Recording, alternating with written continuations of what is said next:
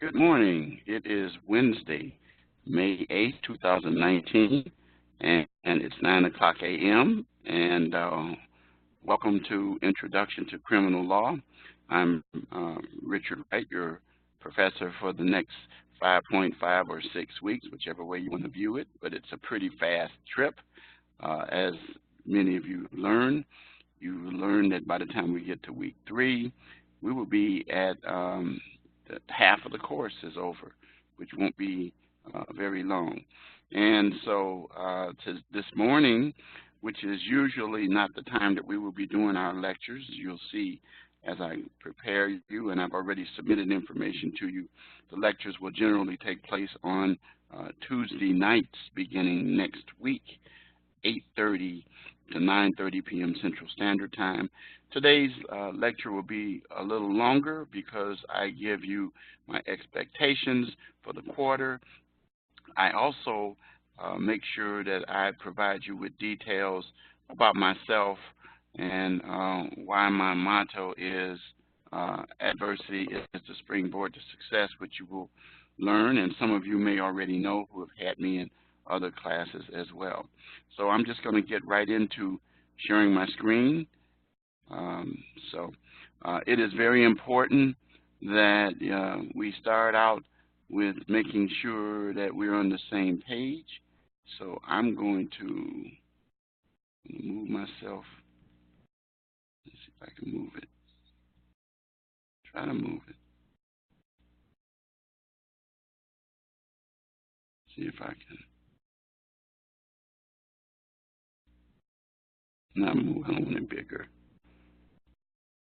There we go.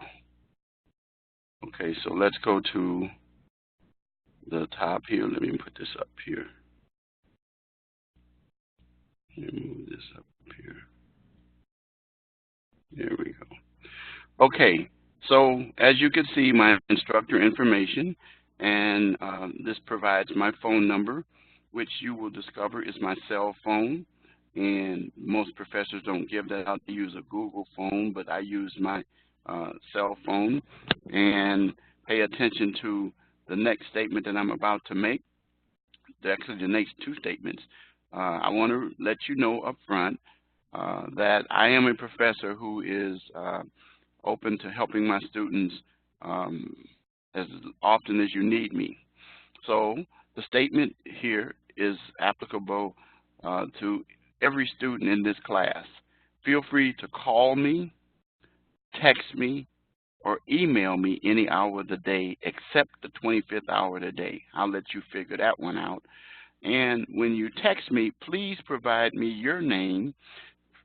Please provide me the class that you're in because I teach several classes. And then if you want to provide me some details. Oftentimes you will discover that I will prefer to talk to you at a convenient time for both of us so that we can get on the same page because as I have learned and many of you learn that written communication leaves something sometimes to chance in terms of trying to get the details about what is necessary. However, if it's an urgent matter, I don't recommend that you email me. I recommend that you text me. And I don't be surprised if I have a busy schedule during the days and in the evenings, but I still take time to return calls, emails very, very fast. They're supposed to be a 24-hour turnaround. I try to do them the same day. Maybe not even the same hour, but maybe later in the day. But the point of the matter is that my lines of communication are open to you. The next thing I want to stress to you is that the bold print rubrics. Rubrics are very important in terms of completing your assignments in this course. The rubrics are provided with each written assignment. I'll share you the format today with the open house. You will discover that if you use the rubrics and pay attention to the rubrics in your written assignments, you will fare very well. Now, I do want to say to you that one of the things that I stress to students is that when you cite legal cases, in your papers and statutes, make sure you get the original citations of the court, not just fine law or OIS. Give me the full citation of the case. And the citation usually consists of X versus Y, and then it'll say the U.S., if it's United States Supreme Court, or whatever it is there. So it'll say U.S., and then it'll have a number behind it, which is usually the page number of the case. And then in parentheses, the year of the case. That's a proper way of doing court cases. But it is very, very, very important. I will be deducting points for that. And I'm saying this up front so you can always know what to expect there. Of course, APA is important in this course, as APA is so important in this school, and it is important for academic integrity, and it is important to protect you as far as plagiarizing information.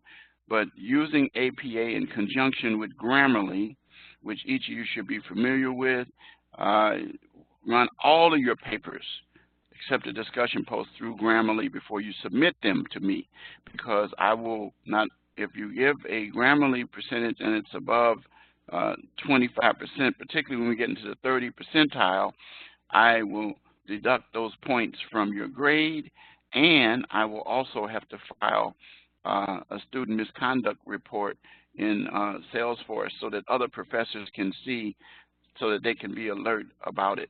So it's very important. What we're trying to produce is not be difficult. We're trying to produce academic integrity in this school so that you can operate the same way when you're a professional. Be creative. Your critical thinking is very important, which you should be aware of now. Critical thinking involves providing details and information where you analyze the issue. We're not just producing students who can research and provide copying and pasting of material from resources. We're not happy about that, and we're also not happy when you use resources such as Wikipedia, which you will see in your rubrics that you will lose points quickly for using that source. Inevitably, every quarter, some students end up still trying to use that source. It is not a credible source. Anyone can change that source on their page. It is a word-based, and many professors should stress this to you. But so rubrics and APA. APA, for the basic part of it, is citations in the body appropriately and references at the end. If you have 3 references and 1 citation using just 1 source, there's a problem, because your references should be reflected in the body of your paper, and citations should be provided throughout the body of the paper. I will let you know that. And the reason why citations are important is because not only do they provide the place where you get the information, but it provides a support for the statements that you include in your papers. And very, very, very important. So I've covered rubrics, APA, and critical thinking. There is a video that I will show you in a few minutes as to that you can use to help you understand critical thinking, as well as there's resources under the resources tab, which is at the top right, where you can click on and you can find out about Grammarly, you can find out about APA, but you can also find that out in my class as well. You can find out a whole lot of resources that are available to enhance your ability to be able to achieve student success. And so this information is kind of repeating what I've just said a few minutes ago, but I will add this, is that do not let your textbook be the sole source of your papers. The intention of written assignments is to enhance your information literacy or help you with your research and being able to provide credible resources to support your statements. And this is something you're going to be doing probably all of your career, even after you leave school. So you will lose 2 points if you just use the textbook. Now, don't use the textbook and then throw in one source. I've seen that. The idea is try not to lean too much on the textbook for your written assignments. Your textbook is a starting point to help you, and then you should be able to find information from your library and learning center that we have readily available for each school. And the School of Justice Studies has its own, and you can find information in details. Once again, that's under Resource tab, and I'll have that information here. In addition, APA also requires that you provide a cover sheet for all written assignments, not discussion posts. Okay, now, so here are some sources that have to do with tutoring, and that, there's some information coming about tutoring that you'll see in a minute. Tutoring is not just for students who have trouble. It is also there to help you enhance your skills and ability. And then we have, and our students are really, really fortunate that we have several student tutors. These are students who have achieved success. They understand the system of completing assignments, and they're to help you.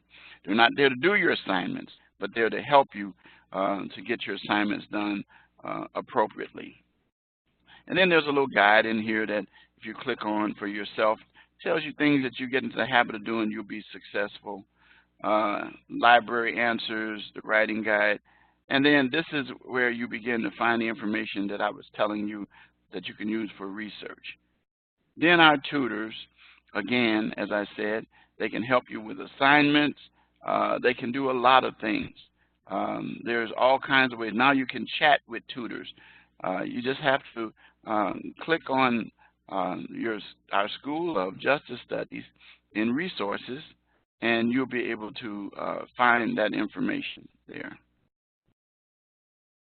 I've included some articles to help you beyond the textbook. I've already kind of talked about that.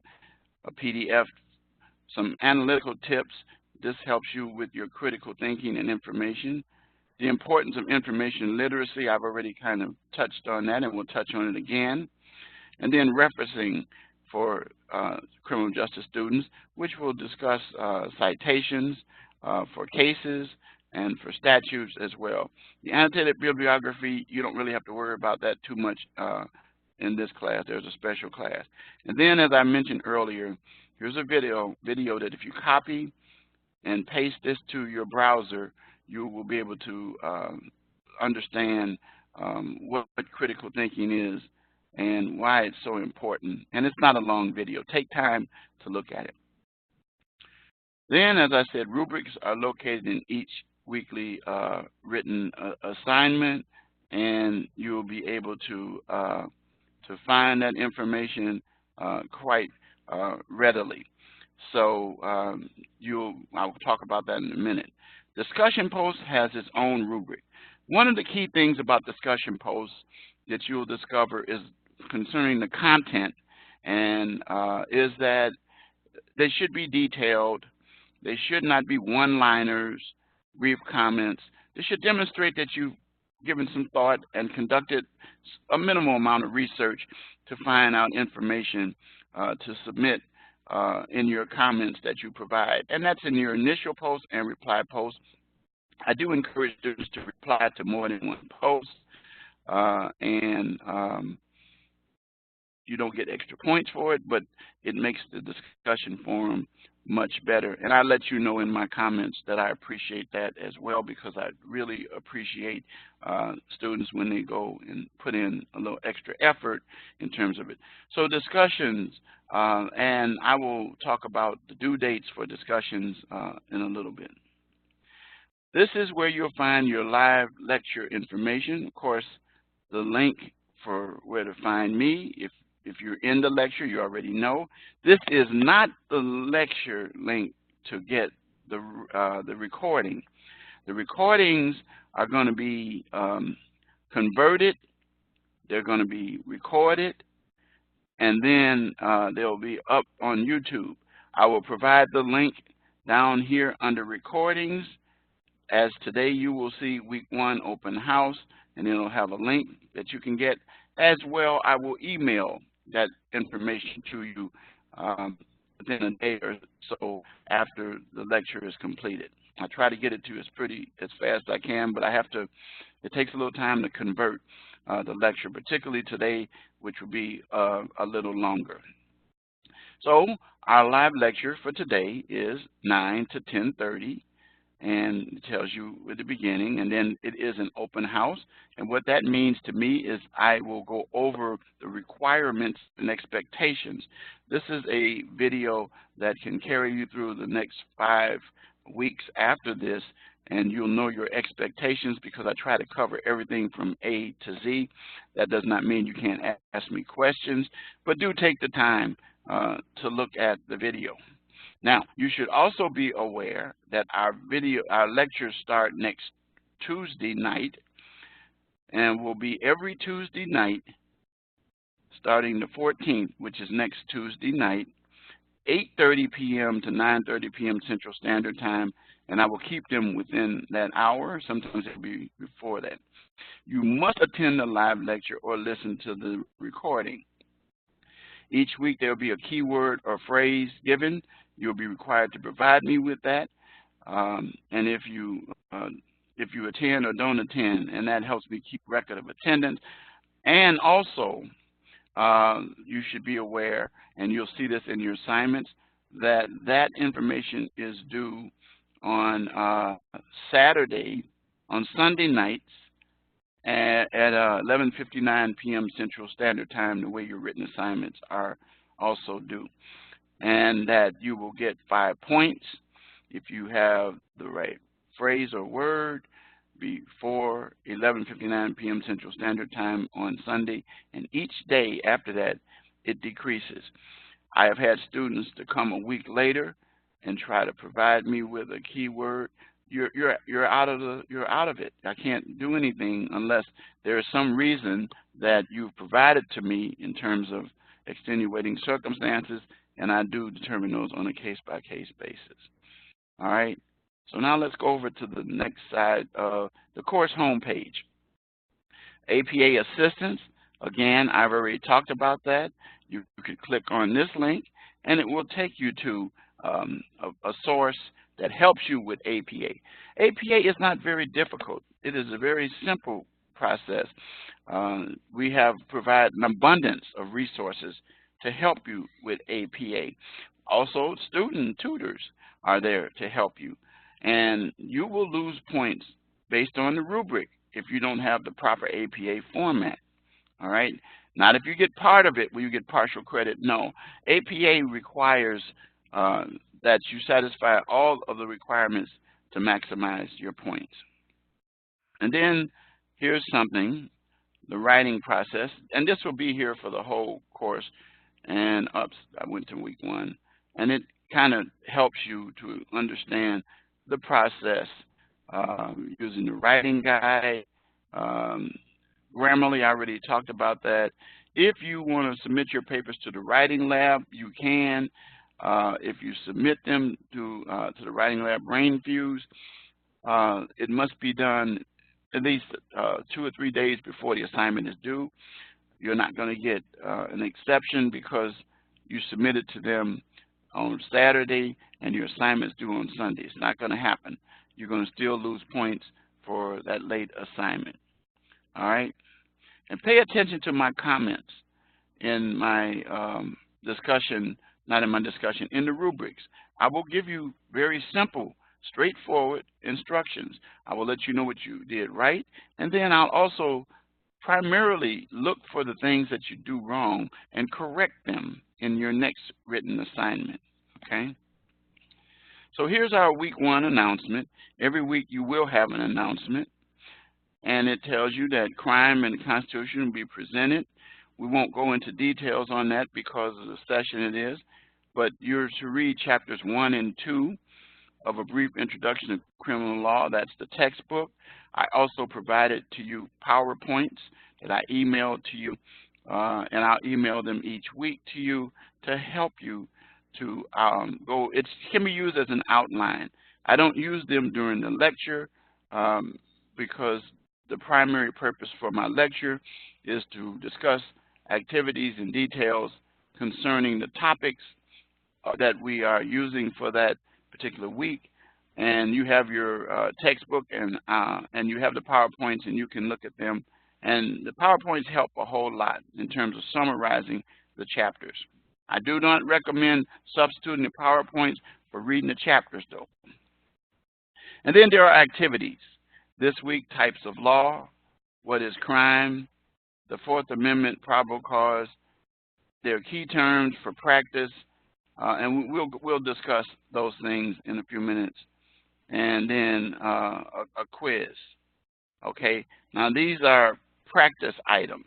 Okay, in this course you will have a quiz, I believe week 3 and I believe week 6, which is kind of like a midterm or final. But these practice quizzes are so important, and I'll kind of show you how they work each week. Okay, so again, this is a reminder of the announcement that I sent to you as well.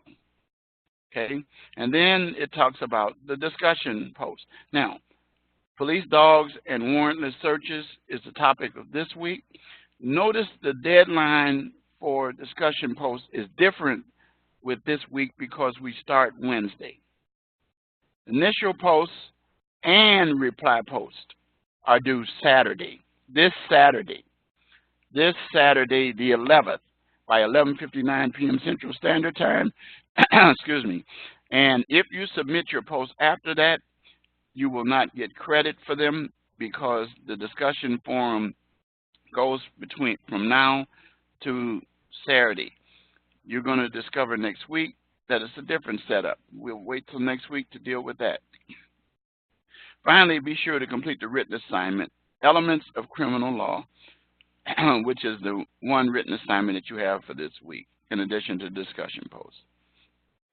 Sorry, my throat is a little, I don't know if I'm catching a little cold, this weather change or not. Anyway, all written assignments are due every Sunday, 11:59 p.m. Central Standard Time. Until we get to the last week of school, this course, don't worry about that right now. Just keep this in mind. And the requirements are found in the classroom under the Lessons tab. And then it talks about our lecture here. And then my motto, adversity is the springboard to success. I'll elaborate on that at the end. Now, I want to point out to you the very first announcement that you received with what we call our welcome announcement, welcoming you to the course, telling you a little bit about me. Listen, people, everything that is bold, pay attention to them. Very, very, very important. I'm not going to go read over it. You have it. You can still look at it. It'll be there for the course. But I recommend that you start out by taking some time to look at this. I will comment, though, about the general course questions. That allows you to submit any question that you want each other to be able to read. Not a private question, because then you're going to email me, text me, or call me about that. Excuse me. Then I talk about the resources tab. We already talked about that. The report tab is something that you need to know. I don't look at it at all. It's for you to access your grade book and see the grades and the comments and make sure you just read them carefully so that you can do better each week. And then these are, again, some more sources that I provide you that I gave you earlier. This is about APA and writing. This is about dealing with tutoring and other things that can help you. And then you can chat with the librarian as well. And now they have it so that you can also chat with a tutor.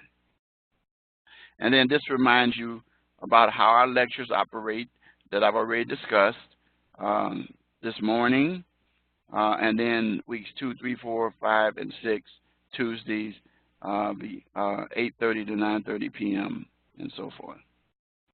And that's the announcement that you need to pay. That's a welcome announcement and you want to make sure that you pay close attention to that. Each week you will see at least one announcement, maybe more, depending on the situation. Most of my communication with you guys is not through announcement, but it is through emails.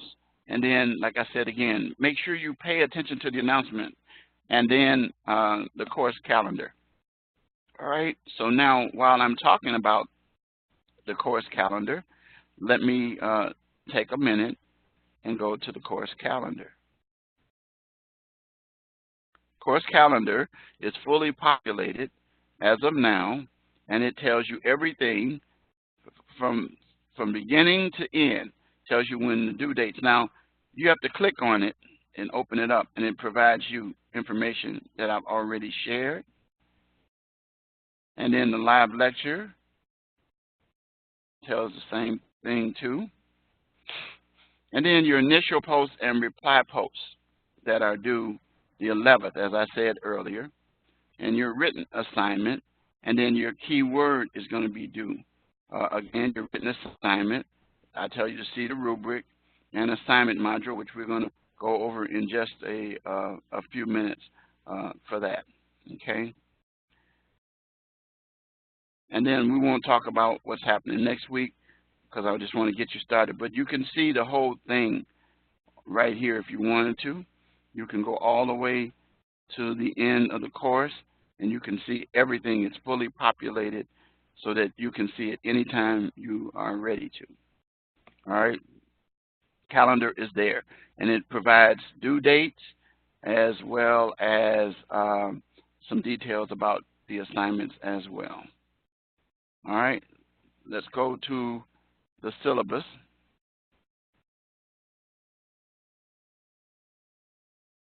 Now the syllabus, let me move that up.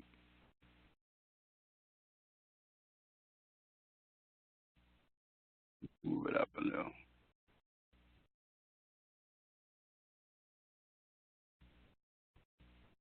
I don't know why this does this.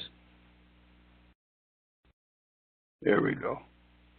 So the syllabus tells you the information you need. It is an agreement between you and the university, and it tells you the requirements. Now, notice the syllabus that I have. It has my name, it has my phone number, it has email address. Now, I have a personal email address as well. You saw that when you looked at my student lounge, when you took, I had a chance to look at that, and it told you some things about me, and it explained what I expect of you as well. And then here's the same information that I shared with you earlier on the course homepage as well. Then it tells you about the resources and so forth. So I don't spend a lot of time going over this part, but you can sit down and read it. Now, again, remember I said the college has chosen APA as the style, and you could find more about APA at the resources that I've shared with you already.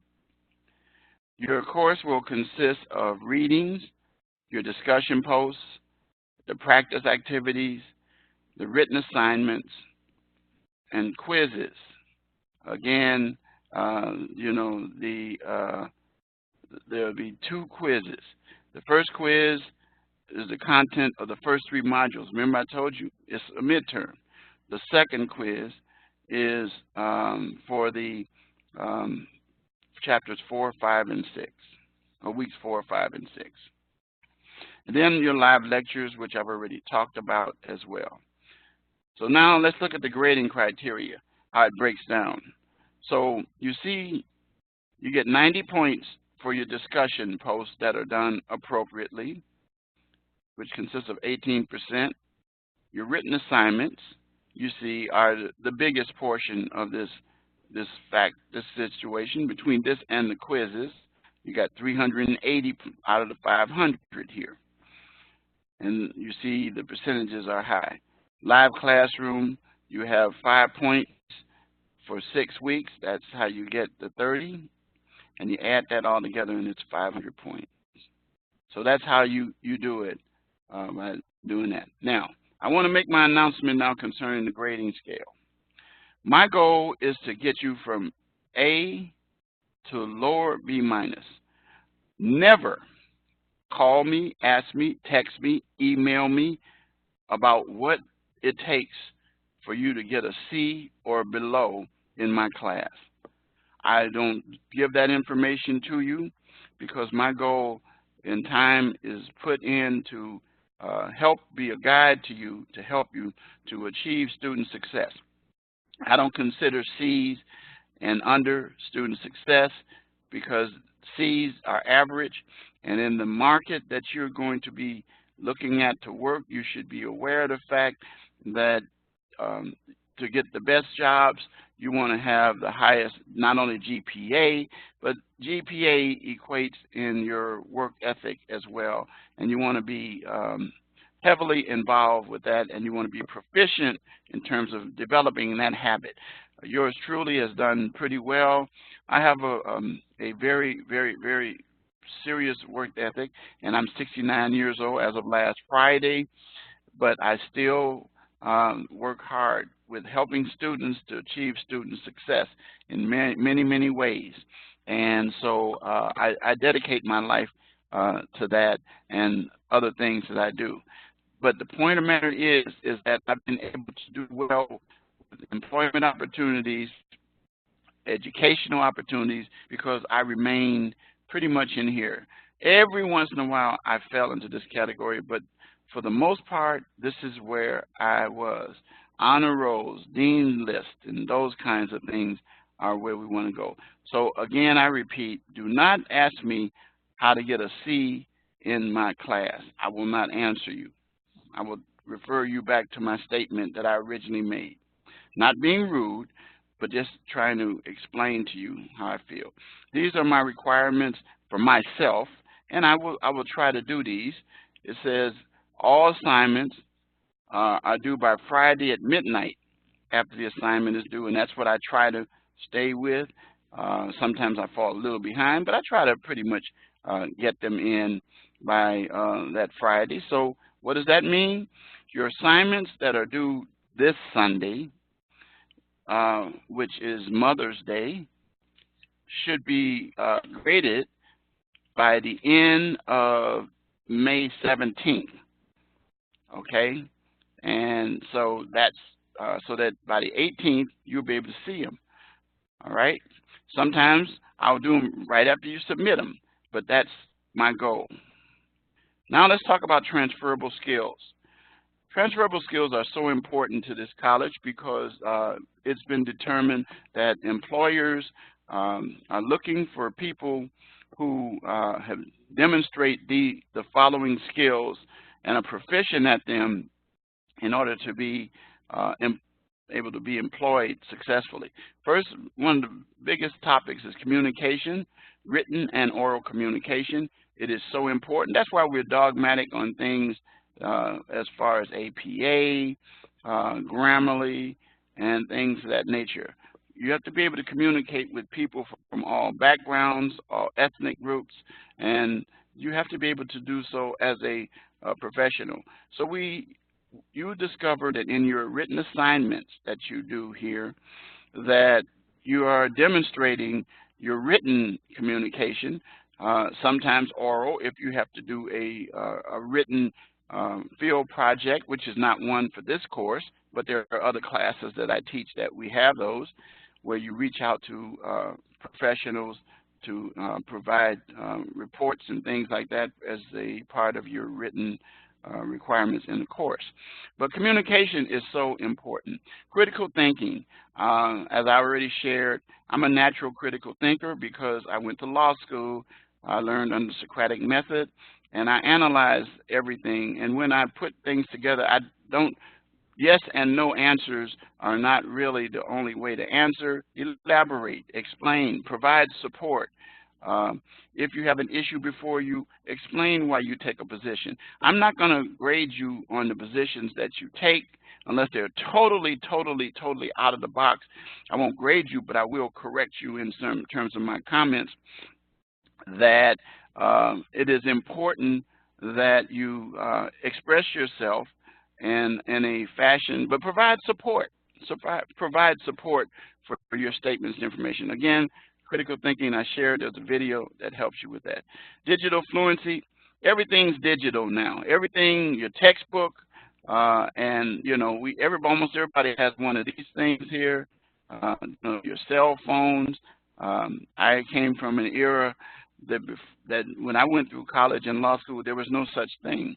But I welcome digital fluency because of the fact that it allows me to not have to carry those heavy books that I used to carry around everywhere. And I have my books right in my phone, on my tablet, and also in my computers. So digital fluency, and you have to be able to utilize various systems, Word.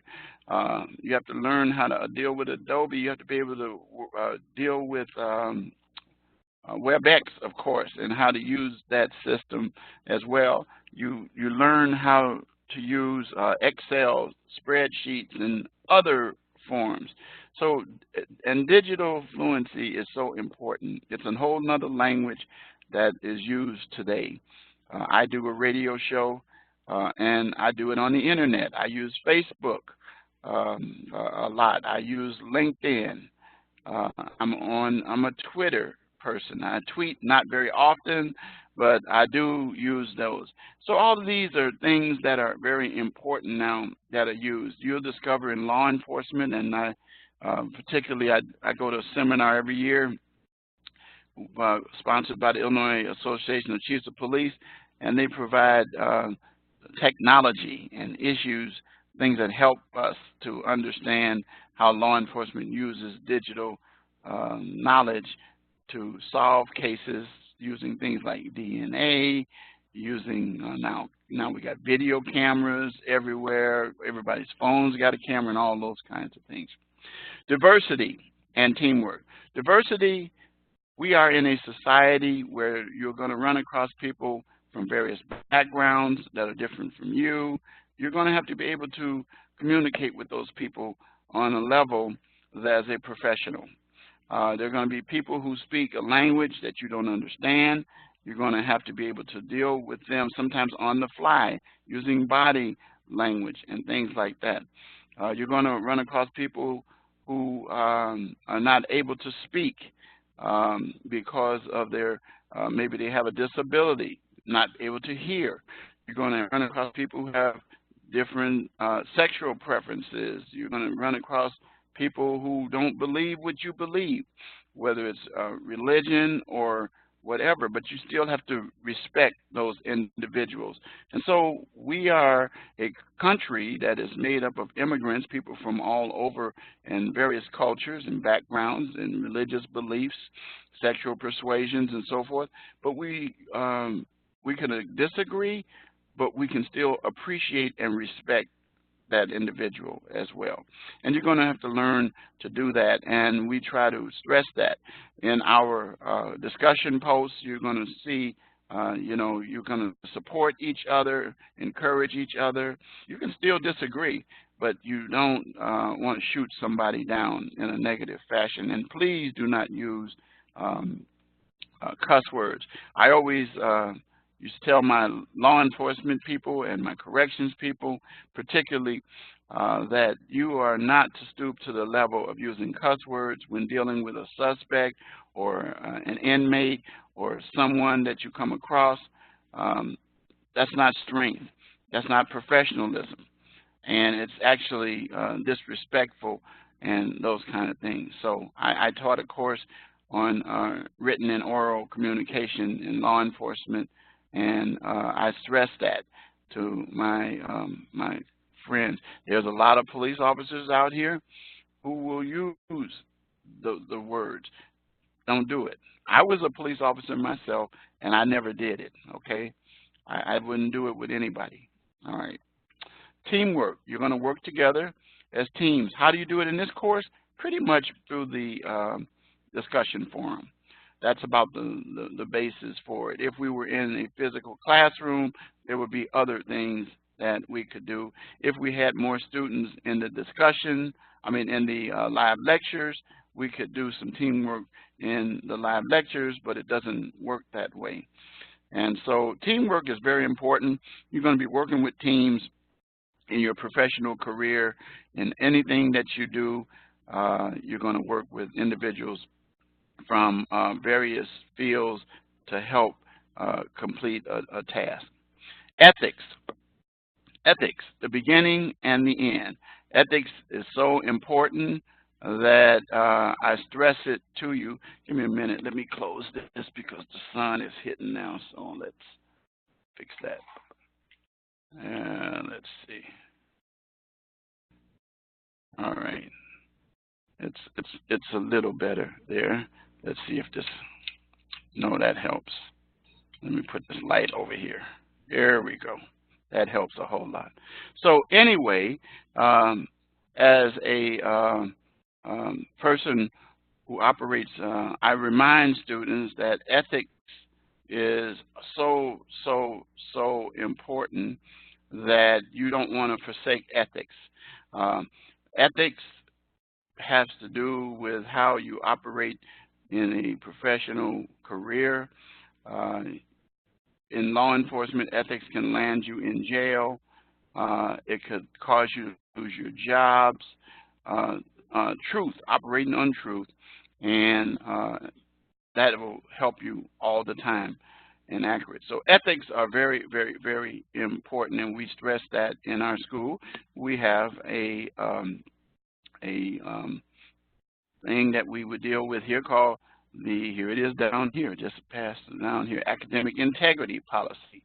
And I tell students that it is important that you are aware of that, because the fact that we tell people if you're an unethical student, you're going to be an unethical professional. There have been students who have been dismissed from this school because of unethical practices. Professional responsibility goes hand in hand with that, knowing what the requirements are of your job, operating in a professional manner. As a lawyer, we had a code, canons, accountants have them, almost doctors have them, and nurses have them, and all professionals, paralegals have them, probation officers, parole officers, correction officers. Any field that you work in, you're going to have some professional responsibility and know the rules of the institution that you work for, and they're there for a good reason, and make sure that you abide by them. So we teach you that in school as well. Information literacy, I've kind of talked about that, being able to use credible resources, conduct research, and being able to find that information. So you'll have a chance to demonstrate these opportunities and outcomes throughout that, not just this course, but other courses as well. I'm not going to talk about the attendance policy. I am going to talk about the late assignment submission policy. Be aware of the fact that each day that your assignments are late, you will lose 10% of a grade. Now, this is your written assignments that I'm talking about. So the point of the matter is that with that, you'll have up to, it says 7 days. However, though, think about what I'm about to say to you. If you start out by having your assignments due on Sunday, and you turn them in Monday, and you lose 10%, then we're talking about 90, 80 by Tuesday, 70 by Wednesday, 60 by Thursday, and that's only 4 days. So the point of the matter is the penalty is assessed each day that is late.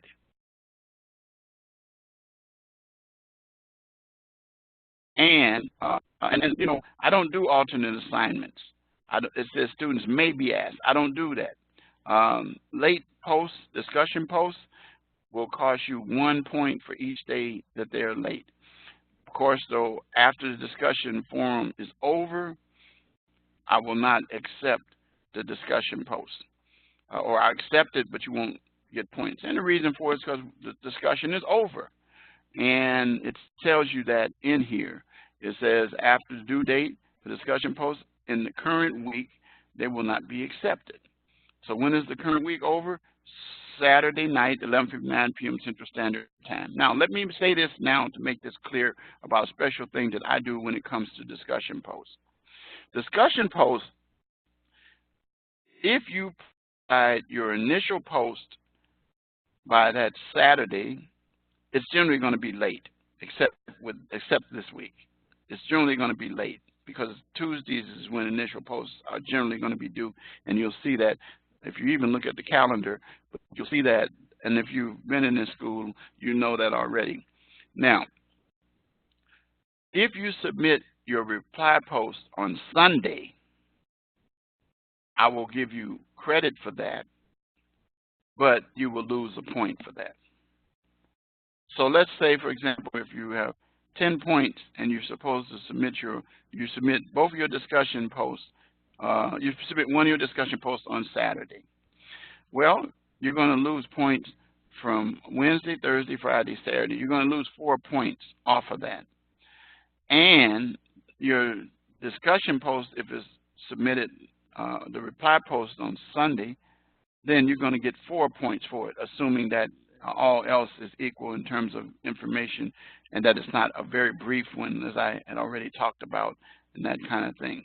The point of the matter is, discussion posts, you will learn that I have a very simple system. I let you know that your content, detailed information is good. I let you know if it's bad. I let you know that citations and references are welcome but not required. Some professors do require them, but and then I let you know with additional posts that I appreciate them, but you don't receive any additional points.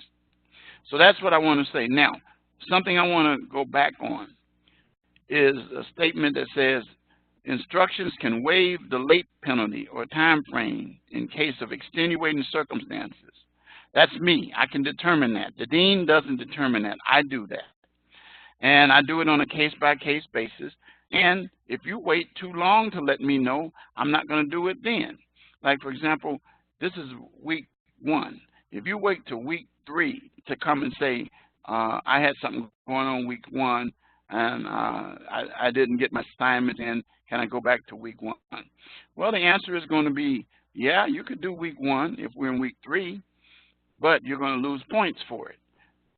If there was something going on that you didn't let me know as soon as possible. And you know, the best way to let me know is you can do it by email, but if it was me personally, I would text or either phone call the professor, leave him a voice message, one or the other, because that means that there's a situation that's imminent. And I've had a number of those. I have military people that I work with. I work very diligently with them in terms of waiving late assignments.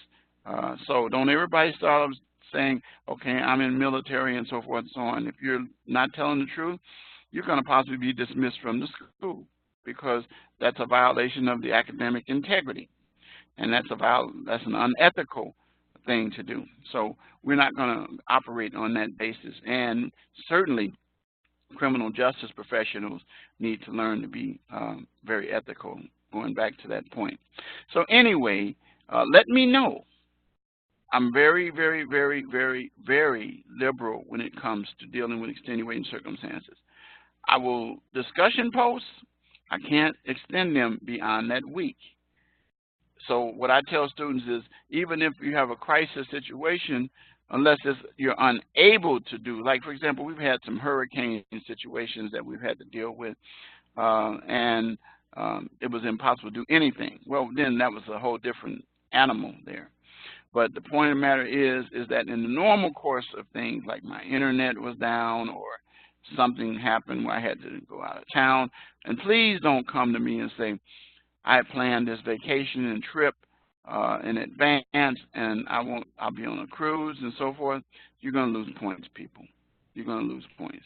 So you have to do your time management and your planning as well. I take clips a lot of times because I teach online, and I take my laptop with me, and I find myself a place where I can get access to internet, and I do my work by responding or communicating with my students. I may even reach out to you through the phone because I have internet on my phone.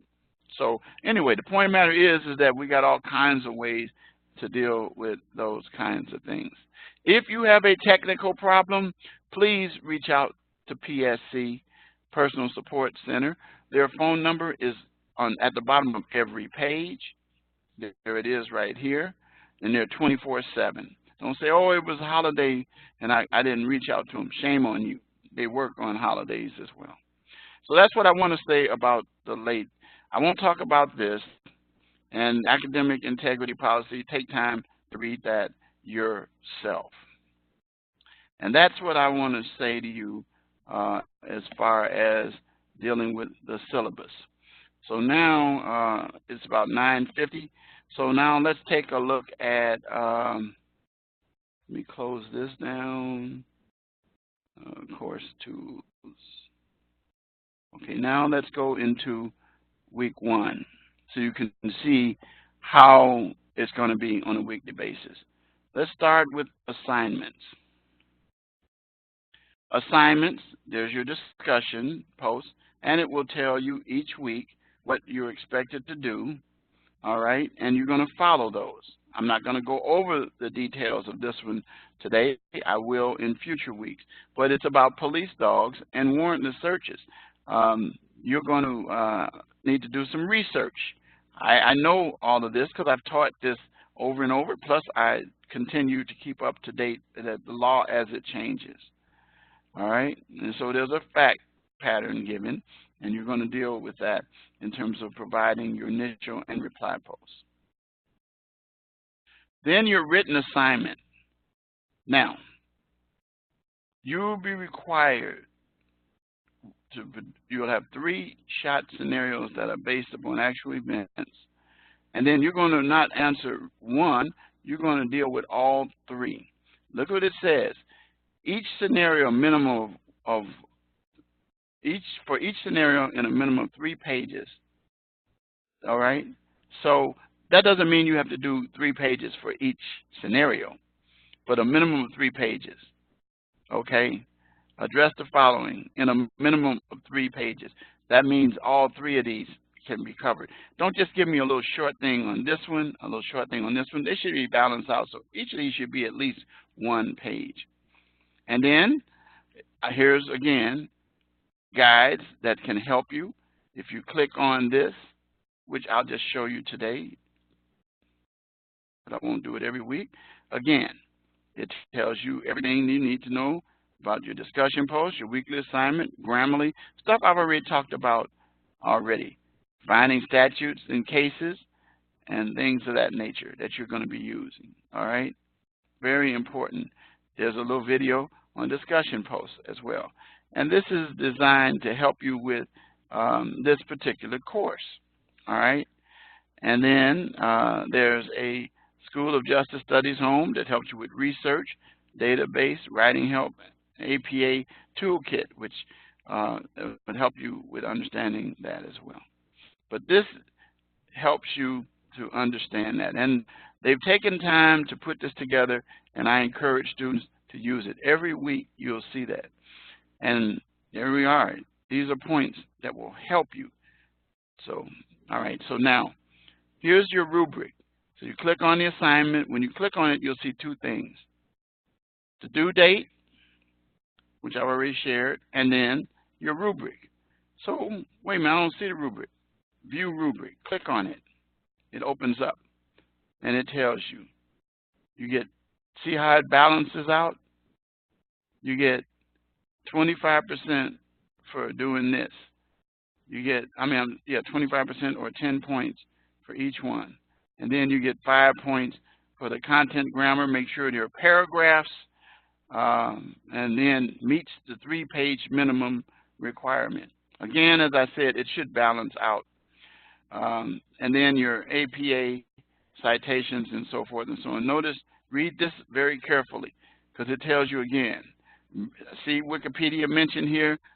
We don't want to use those. So then to get 40 points, you want to do each of these. And that's why I said this is a good tool to use to help you to get your assignments done appropriately. Okay? All right, so now let's go back to assignments. All right, because I showed you that. All right, now, and then your live lecture, this is what you got to do.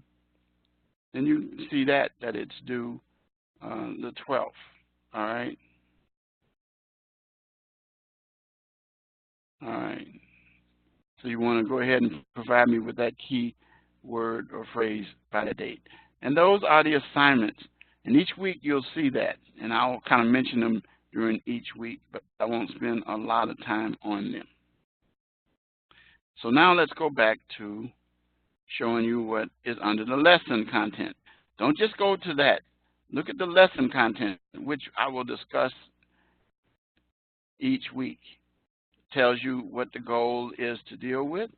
Again, it lays out what the reading is, as I shared, types of law, what is a crime, Fourth Amendment probable cause, key terms, and then for practice to help you get ready for your week 3 quiz. Then your discussion post, your written assignment, and your live class. So you get down here, and this basically gives you the types of law, and it explains what law is all about, the types of law, and then if you click next, it'll take you to civil law, and then then it takes you administrative law, and it explains the types of law that you have. So this, in a normal lecture, I will discuss some of these, but I'm not going to do it today. What is a crime? Gives you the classification. Misdemeanor, felony. Now, let me say this up front. The way that you know whether a sentence or a crime is a misdemeanor is based on the sentence. And it says that any offense punishable by a fine and less than 1 year in jail is a misdemeanor. And these are less serious offenses. And they give a few examples here. A felony, on the other hand, is more than 1 year and generally is spent in prison. Notice the difference. Prison is for long term, jail is for short term. And then it talks about, these are just some examples. These are not the only crimes. And then infractions, non-criminal, carry no risk of jail time for the underlying offense. For speeding, it depends on the results. So, and then, it's typically a fine. And then, you have points on your driving record. But additional penalties may sometimes be assessed as well. So a misdemeanor and a felony are very serious. Infractions are not always, all right? Jails versus prison, we already kind of talked about that. Jails are temporary holding as they await trial and dealing with misdemeanor sentences. And county governments, usually the county government or the city government, but most of the time the county will manage that. Prisons, on the other hand, are run by the federal and state government. That's for extended terms. We're not going to go into details of that.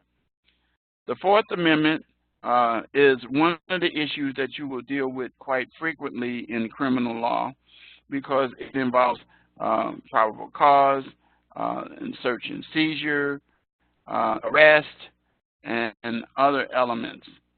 But the Fourth Amendment is very important, and you should download this as well to save for yourself. All right. So it's going to be a lot involved dealing with search warrants and things of that nature as well. Some exceptions to obtaining a search warrant to do something is some of the exceptions are plain view. It means what it says. It means officers can seize obvious contraband. The officers are, if they are legally present when the observation is made, then they can do that under plain view. Consent, that means what it says. The person has the authority to do so, must do it knowingly, and it has to be voluntarily. Automobile exceptions, because automobiles are moving constantly, then there are sometimes some issues that you deal with in terms of that as well. And then search incident to a lawful arrest permits a police officer to search the person and immediate belongings. For example, wallet, purse, upon arrest. The primary reason is to ensure safety and prevent escape and destruction of any evidence. And it allows police officers to reach into the pockets. Now, remember, I'm not talking about a pat down or a Terry stop. I am talking about a situation where an individual is actually under arrest and then a search takes place. So the Terry stop is not, remember, you'll discover that Terry versus Ohio is not based on probable cause. It is not an arrest. It is a temporary stop to question an individual to determine what a person is doing or has not done in those situations. Very, very, very important. So we get down here, and each week you'll be given these activities.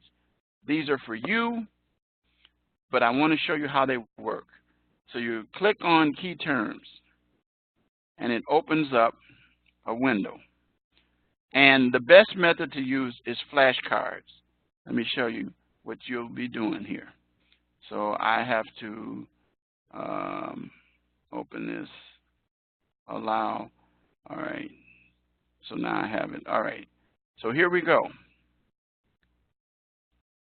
So here we go. So the question is, a law that has been published in a statute book after it has gone through the proper legislative and lawmaking process. So what is that? You can flip it over, and it tells you codified. It means it's put in a code, and almost every jurisdiction has that now. A serious criminal act that is punishable by a fine and or 1 year. A serious offense. As soon as you see that, by a fine and or more than 1 year is called a what? Starts with an F. There we go. Less. You know what that is. Starts with an M. And you go through each of these. The act of police taking a person into custody and is no longer free to leave. Now, this is something that you discovered from your reading.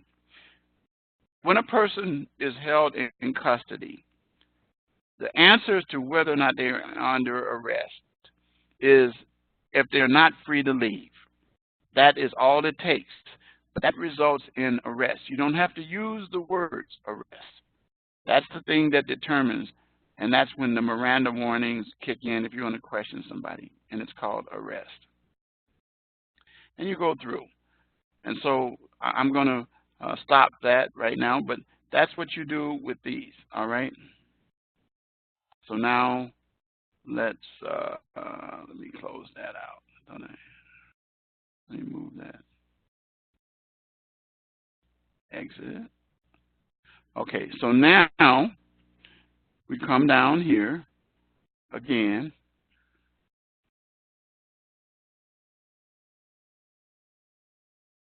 And we get practice elements. This is something, again, to help you.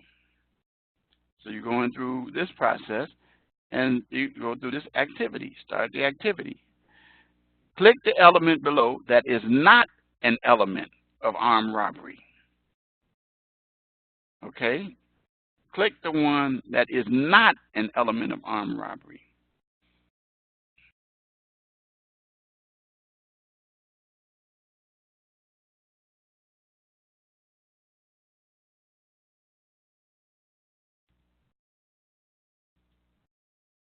Then submit it. Correct. Armed robbery is intentional taking of property from another with force or threat. All right. So it does not require entering a dwelling. And then you can do the next one. Select the element of simple battery by selecting the correct answer for each pair. So element 1, is it accidentally or intentionally? Threatens bodily harm or causes bodily harm? We're talking about battery. to property or to another? Do you commit battery on property or to a person? With their consent or without their consent? Submit them, and you should have all those right. The elements of battery are often intentional, done with another without consent. So that's how those work. So you go through those. You got 7 of those. These are tools to help you to know and understand. The guys did a good job of putting together, so use them. Classifications of a crime, same kind of thing.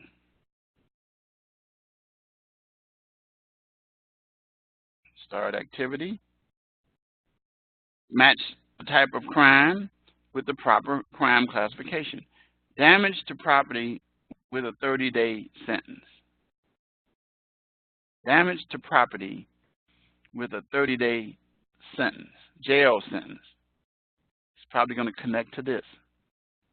Yep. Driving without a seatbelt. Try connecting to the felony and see what happens. See, it won't do it. It connects to that, and then of course this one connects with that, and that's how it. And then you submit it correct, so it tells you that. So each of those you go through and do those kind of things. These are things again that you begin to see that help you in terms of the material. All right. Now the last one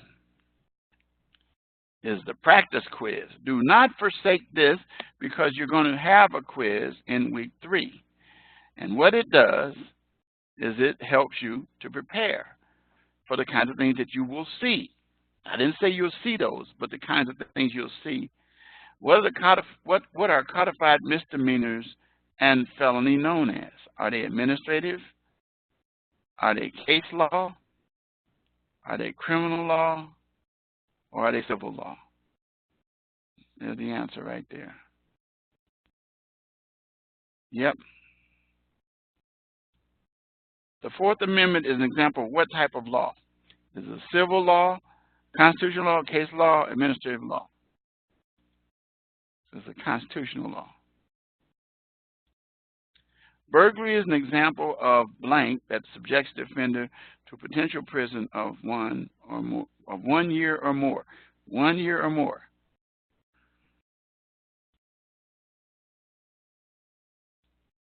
Yes. So you begin to see how these work. So it helps you in terms of do that.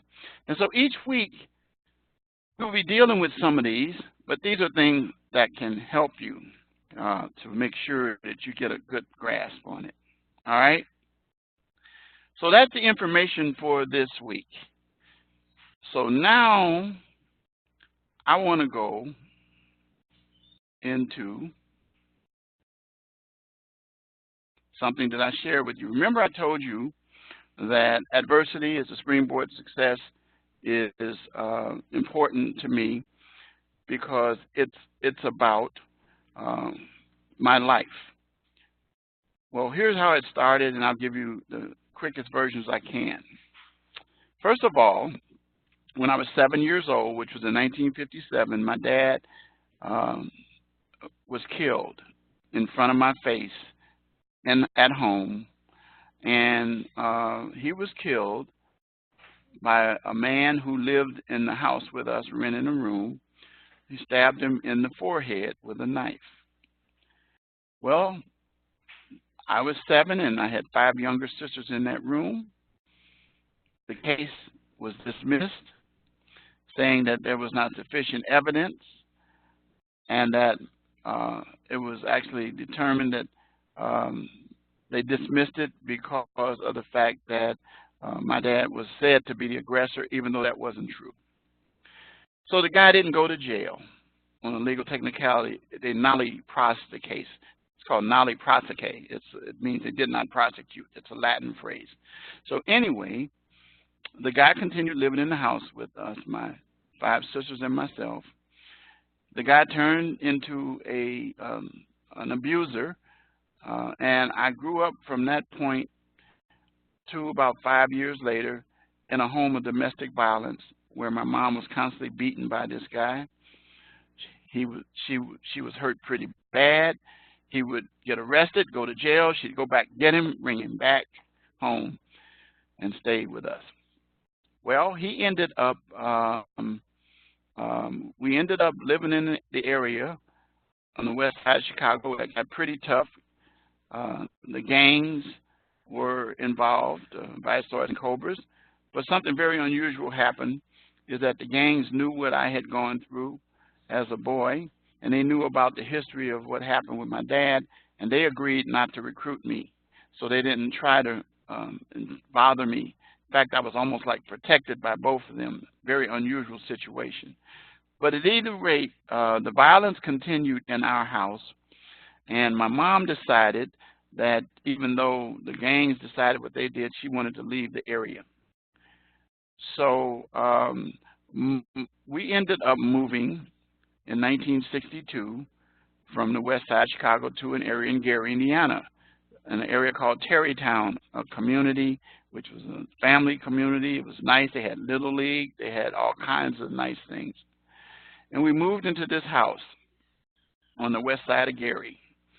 And my mom and the guy moved there with us. Now, when we first moved there, an aunt came from Michigan, and she stayed with us a while. And so the beating stopped. So my mom's sister was pretty tough. She carried a weapon with her, and he knew that it wasn't a good thing to do anything bad while she was there. So she stayed with us from '62, and then in the meantime, two more of my sisters were born. One was born in, I want to say before we moved from the west side, around 61 or something like that, or 60. But at any rate, the next one was born in '62. March of '62. And so when we moved to Gary, I had at that time 7 younger sisters.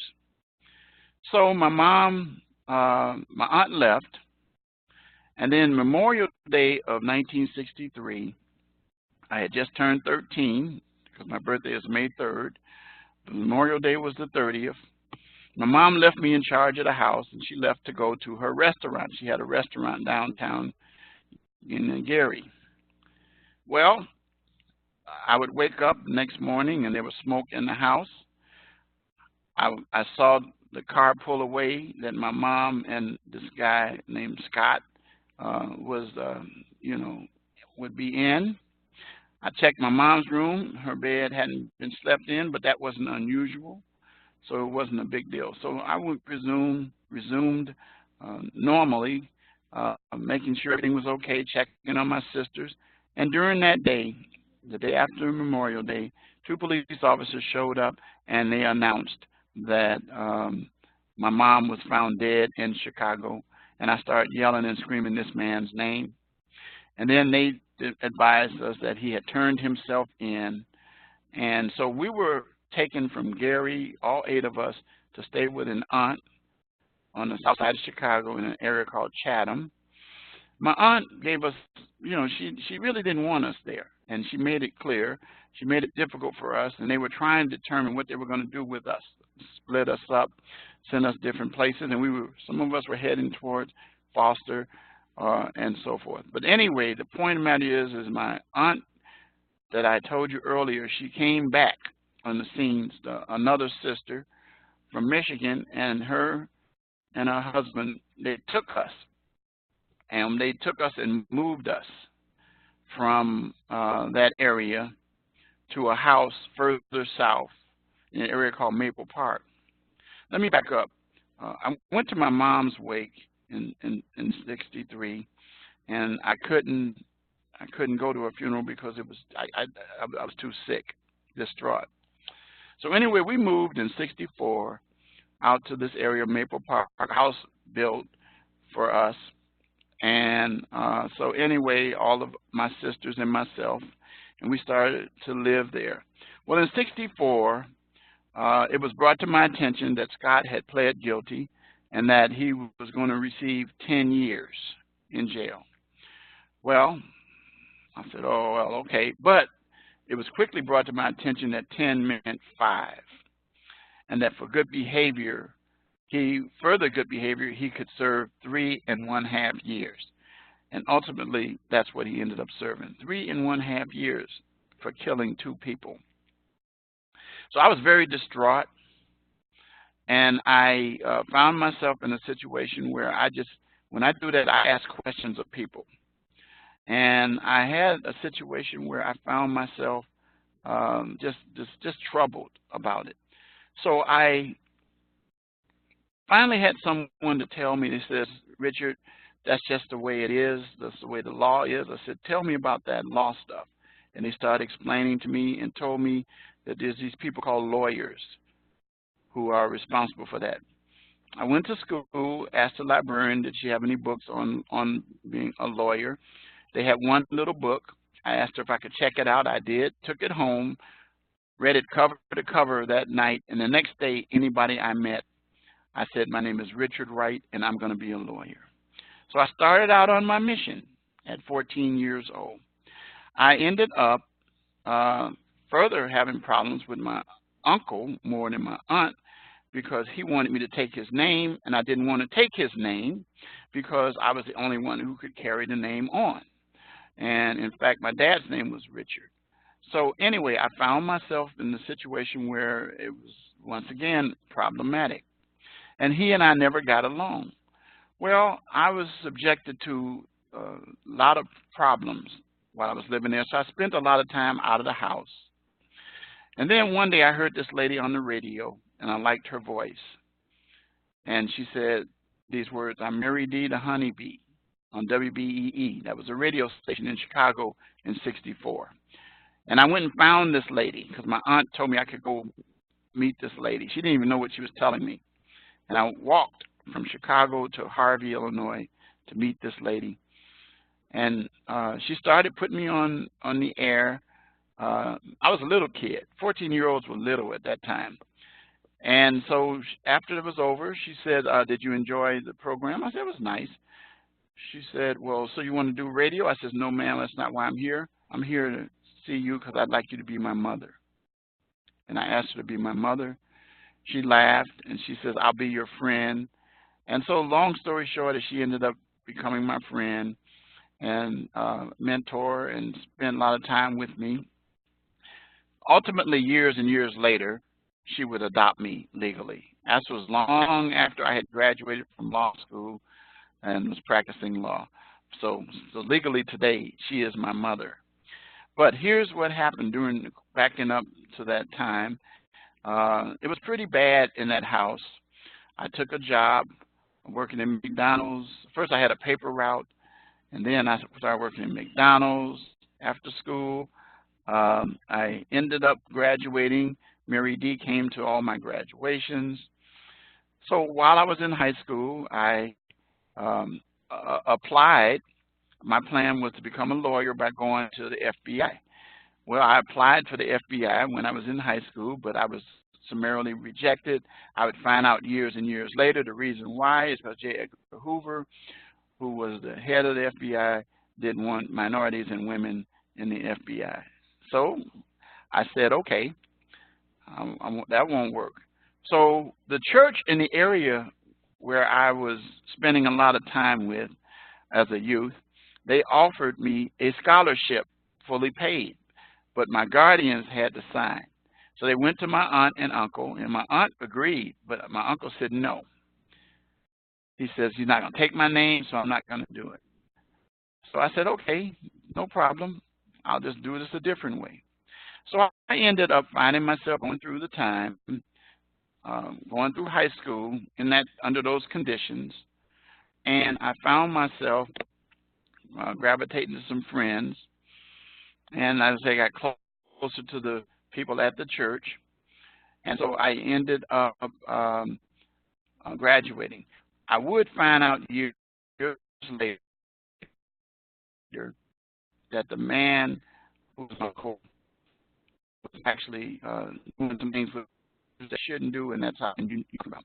So anyway, I graduated from high school. My aunt left the house there to move back down into the inner city to keep chasing this man.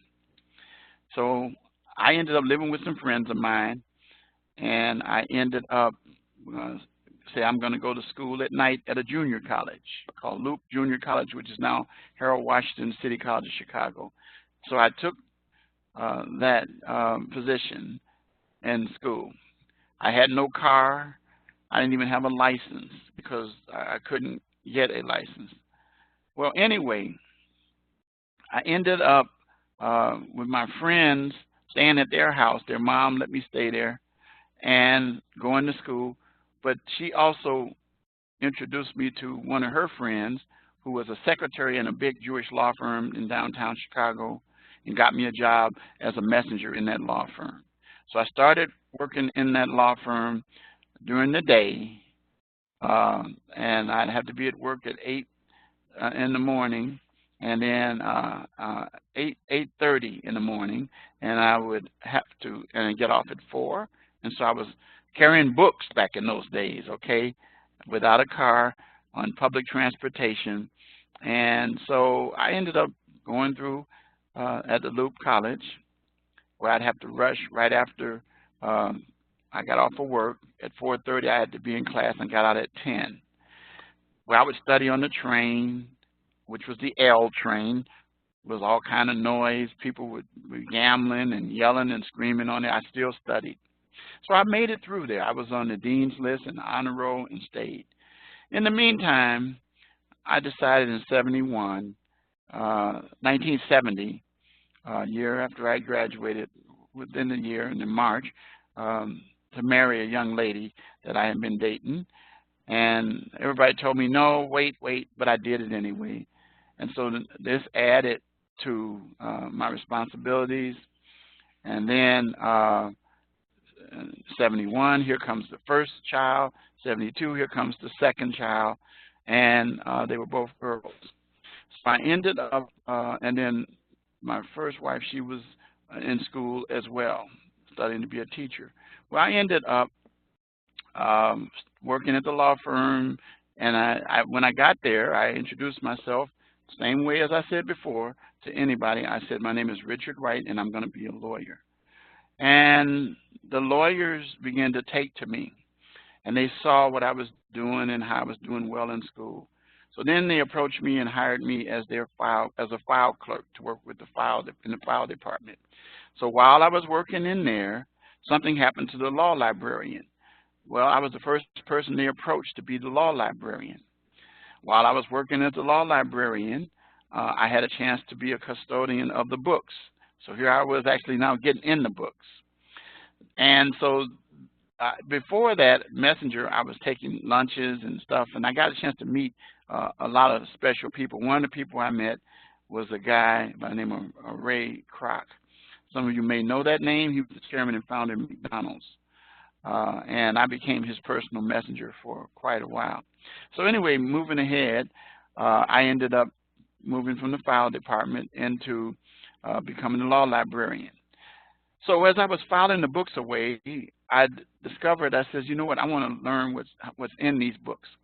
And I would sit there and I would look at them. And then I would listen to the lawyers. What I did was I taught myself how to do legal research. One day, the lawyers were discussing a point of law, and I sat and listened to them. When they went to lunch, I went and pulled the cases for that point of law, stacked them up on a table, put pieces of a legal pad to mark the pages, and put a covering on it that says, do not disturb. So the lawyers came back, and they said to me, they says, Richard, we can't find any of these cases for this point that very important issue in the law. I says, come with me. And I showed them in the corner where these books stacked up. And they opened them up, and to their surprise, they were the cases that they needed, right to the point. They said, who did this? I said, I did. They said, how did you do that? I said, well, I taught myself how to do that. They said, come with me. And they took me to my mentor, senior partner, a guy by the name of Harold Shapiro, and told him, we're wasting our money with this kid here. He knows how to research, and I suspect he can probably write too. I says, I can. And so what they ended up doing was they created a position, and they called it a law clerk. They said, we're going to hire somebody to work with you in the library to take care of the books and things. But what that did was open the door for me to be able to go to court with the lawyers, they did mostly corporate stuff, but they did some criminal stuff. So I would go to jails with them and the prisons and all of those kind of things. So I was moving in the direction I wanted to. So as a law clerk, which is today called a paralegal. So in the meantime, I left Loop College and then went to Roosevelt University, got accepted there, 72, and stayed there until 75, stayed on the honor roll and the dean's list, and did pretty well. So then it came time for me to take the LSAT. I said, okay, I did. I didn't do the best. And so anyway, then I was determined that I wanted to go to one law school and one law school only, and that was Northwestern University School of Law. People were telling me how difficult it was. I said, that's where I'm gonna go. So I found myself going to that school by this method. Here's what happened. I sat down, filled out the application, and I submitted a package that I had delivered by one of the lawyers who worked at the law school as an adjunct professor. And the package was really thick. It was a package. It wasn't just the 6 pages that they asked me to fill out in simple statements. So anyway, it was already disclosed in the information that because of the volume of students that were applying for seats, they wanted to get a class of 175 to 250. Well, they had thousands of applicants, and said they didn't do personal interviews and things like that. However, I got a call inviting me to come to the law school, and I did. I went to the law school and sat in a room, and 4 people interviewed me and talked to me and asked me questions about my materials, about my history, and more extensively than I gave you today. But anyway, after that, they adjourned and came back and said to me, well, we don't make decisions about whether we're going to admit students through this method, but we really like everything that we heard from you. We like the direction that you're going in. We know academically that you're performing well. So you didn't do so well on the LSAT. However, we see something that the LSAT can't measure. And so they said, what we're going to do is we're going to be sending you some correspondence in the next few weeks I think you'll be happy to receive. Well, that was their way of telling me informally that I was accepted, and 2 weeks later I got a letter being accepted into the class of 78, which started school in 1975. So I started, the law firm was happy, and so the first year of law school at Northwestern was, oh, by the way, I graduated from Roosevelt with all kind of honors. The governor gave me an award. I was inducted into what they call the Lincoln Academy, which I am in today down in Springfield, Illinois. It's like the Hall of Fame. So anyway, moving pretty quickly to conclude this, I found myself at the law school, and I was doing okay, and it got pretty tough. I was told 2 things. Number one, that you cannot work in your first year of law school, because it's a pretty tough, rigorous program. They did not have night classes. So I immediately, the law firm was fine with me. I left, took a leave to go to the law school. But my wife at that time graduated that year, and she was with her bachelor's in education. I had my bachelor's in political science, minoring in accounting. And she ended up supporting the family by working as a teacher. Well, some point after school started, probably around school started in August, September, the teachers went on strike. That was the first strike teachers had had, and we had no income. So here we had these 2 kids, and money was short, and money just stopped. We couldn't pay the electric bill, so I had to study by candlelight. It was the food, we couldn't get a lot of food, so we ate out of canned goods and stuff like that. We didn't have a stove, so we couldn't heat it up. So we sent the girls to their grandmother, and we continued to make it through. Well, I made it through to the point that I told one of my professors that I think I'm going to have to take a leave from school. She said, before you do, come sit in my office and talk to me. So I did, and I went and talked to her in her office. Her name was Joyce Hughes. To this day, she's still at Northwestern teaching, and I go back and I visit, and I see her. What happened is that she had me to sit in her office. She stood in front of the door, and she says, I understand all the obstacles that you're facing. She said, but you're a brilliant young man. She says, but here's what I want to tell you. I'm not letting you out of this room until you decide that you're going to stick this out. So I ended up deciding to stick it out. Long story short, I made it through law school and graduated 3 years later with my law degree. While I was at law school, one of my classmates' dad, who became a judge later, and my mentor, his name was R. Eugene Pencham, I was introduced to him through his son, who was in the class of 77, invited me to their house on the south side of Chicago. So I went to the house, and Judge Pencham had a habit of talking to young lawyers and giving us tips and ideas. Well, after all the other people left, I stayed and I said I wanted to share something with you about myself, and I told him what I had gone through in my childhood. He says, oh, wow, you need closure. So he says, well, here's what I'm going to do. I'm going to help you. He says, I'm going to make arrangements for you to get copies of these files from the courthouse at 26th in California, now called the Layton Courthouse. He says, and also let me give you some advice.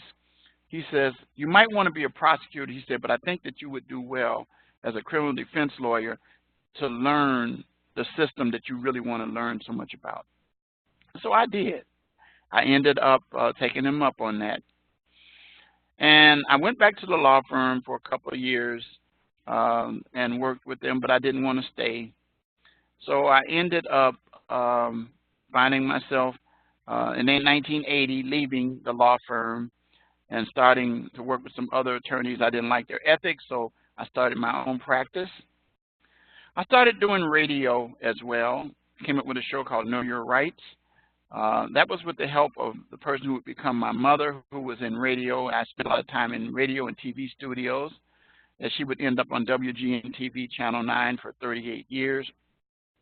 So I found myself at the juncture where I was practicing criminal law. I did entertainment law, sports, radio, TV, church law, and all of that. So backing up, 91 and 93, I went to seminary. And, you know, so I started doing that years later after I had practiced. Well, my first wife and I went in different directions. And so we ended up splitting up, and I ended up moving. And I ended up, you know, continuing to practice law and take care of my children. In the meantime, there was a third child I forgot to tell you that was born in October of '78. So there's 3 girls. That was when I had graduated from law school. So here I am out practicing law. And then I ended up doing radio. I ended up finding myself in a situation where there was emptiness there. I was making a lot of money, but something was missing.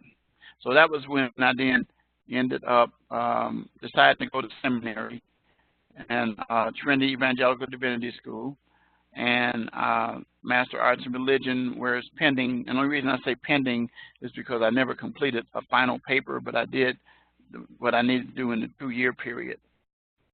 So I found myself in ministry. I met a young lady after that. I ended up marrying her, and I became village president in a tough town in the south suburbs called Forward Heights. She invited me to become her village attorney, village prosecutor. I said I would on one condition. She said if I can carry a gun. So she said, you can't carry a gun, only police officers. So I said, well, what can I do? She said, well, you can get training and become a part-time police officer in you can do that. So I did. I went into training. First training I did was qualified to carry a firearm and then a refresher course. So I became a part-time police officer where I was assigned to work on the drug team and raids and things like that. I dealt with traffic stops. I never wore a uniform. I always wore plain clothes. And so I did that. And then it became clear that the police officer that was the chief was under investigation, and a new police officer came in as chief. And he said to me, I've checked you out. He says, would you be my investigator, internal affairs? So I did. I took that job as well. So here I was doing all of that, not knowing that when I was doing that, that it was going to be used years and years later as I'm using it now. So I did that 4 years. So in the meantime, I would find out that my ex-wife, my second ex-wife, and my pastor were doing their thing, so we went, split up. With her, I have one daughter as well, who is now 29. So anyway, I ended up finding myself, and I met a young lady, and she and I became friends, and then she and I got married, and have now been married coming up on 25 years in July the 28th. Well, in the meantime, I decided in 2000 that I was done practicing law, and I wanted to concentrate on ministry. So I ended up working as a special ed teacher and dealing with at-risk kids. So I did that for several years. I ran a janitorial company for a company called Service Merchandise, and then I started doing closings for a title company. And I was doing all of that. In the meantime, my wife that I'm married to now, we have a son who will be 24 on Sunday. And we have, in fact, his birthday is the same as my second daughter, who will be 48. And then I have and then the older daughter, of course, is 49. So anyway, so I have 49, 48, 41, and then 29. So my wife and I had our first son, and then we had a daughter after that, and then we had another son, and now we have my baby girl is 11 years old, and you see them in my profile. So anyway, I found myself doing all of that. We had a house built, and so then my wife's mom passed. I was at the church with her, as I serving as a minister, and then in 2011, I ended up being called into pastorate and organized my church, God is Able Christian Church, and which is we now are still pastors of, my wife and I together. But in the meantime, we relocated because someone brought to my attention this company called Rasmussen College. I had never heard of Rasmussen College, so I did some research on it, and I found out that the chairman of the board was the former president and president emeritus at Northwest University, and that was good enough for me. And so I started in 2011, October, working at Rasmussen residentially teaching business law. And when I took the job, I told them, I said, look, I said, the dean, I says, I am a criminal justice person. So the following quarter, they transferred me into criminal justice, still residentially. So then they would come to me about 2012. We're going to go online with this program entirely. So I had to then learn to adapt and started teaching classes online. Well, in 2014, a position opened up for a full-time position as State Program Coordinator of the School of Just Studies of Illinois, and I applied for that position and was given that position. And so then I started teaching 3 classes online, and then I was doing 2 preps as state program coordinator, which I had responsibility in Illinois of the Romeoville campus, the campus in Aurora, the campus in Mokina, and the campus in Rockford. And so I had to travel and meet with the deans and the various departments at each of these schools, and I was a source of information for the students who were in the criminal justice program. So that lasted for a while. Then finally they decided in 2015 to change the roles of state program coordinator and turn it into take each of us and turn us into faculty completely. And so I started out as an associate professor, then an assistant professor, and now I am a professor and known as Dr. Richard Wright. So I climbed up the ladder all those years, and I have taught criminal justice. Many of you know me from other classes. And so I said all of this to say, as I conclude today, that you have to understand that you will have adversity. I can relate and empathize with you when you have it because I've been there. And I don't think most of you have ever been through what I've gone through, but I'm still standing and getting stronger. My thing is to provide ethical, educational, and professional criminal justice individuals. And that's what I do, and I enjoy doing it. And so I will get kind of tough with you sometime because I care. And each and every student understands that. I have had many students during the years that I now communicate with through Facebook. By the way, if you like to connect with me on Facebook, I'm typing it in, Richard Wright, JD. And that's me on Facebook, and let me know. I get a lot of requests, and some of them I don't take.